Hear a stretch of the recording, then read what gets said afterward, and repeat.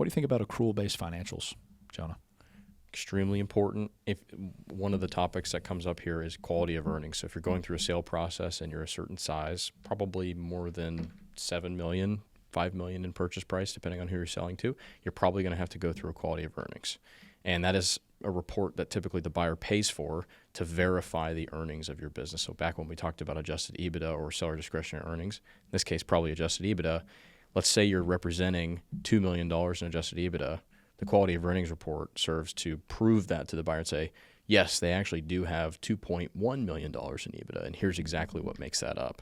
Here's portions of their revenue that are sort of more stable and less stable, and it's a complex report, costing anywhere from $50,000 to $100,000, maybe even more. But you want to be prepared for that.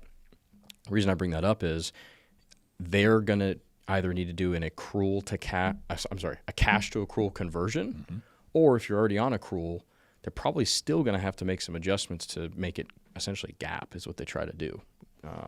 Generally accepted accounting principles. Or just rebuild, right? Rebuild your financials based on the information that you have.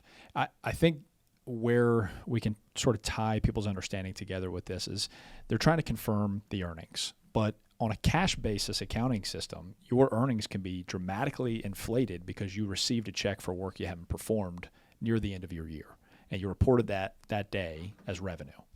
Well, in accrual basis, you wouldn't report that when you received it. You would report it when it was earned. And that's the main difference is cash basis accounting can really throw off what your earnings look like at the end of the year, either positively or negatively, depending on if you go out and you buy a bunch of inventory, like you said earlier. And so switching the financials to accrual is a main priority when you go through one of those processes of quality of earnings. But it's a lot harder. It is hard. It is hard. Cash basis is way easier, which is why a lot of the folks do it. Yeah. And most people start there when they start their business. Yeah, and that's what I was going to say is, so switching from cash to accrual, people need to understand that it's okay. You can have both. You can run your business on cash and be able to convert to accrual, right? But the other thing that we see, though, is people think they're doing accrual, but they're doing a hybrid version of accrual. That's so right. Really, you need to understand what accrual really means. And again, have a competent bookkeeper, a competent accounting firm that can help you get the books in a situation where you can flip a button and you can see both cash and accrual. You can actually print, here's my cash, here's my accrual, and hold them side by side at the same time.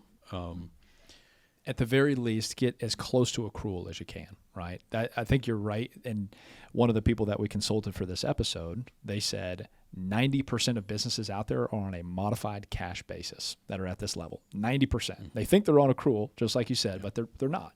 But that's okay, because if you're close to accrual, or if you're trying to do some of the things that you have to do to be on an accrual basis, that's 90% of the battle, I guess you would say. So, yeah, I think that's definitely true.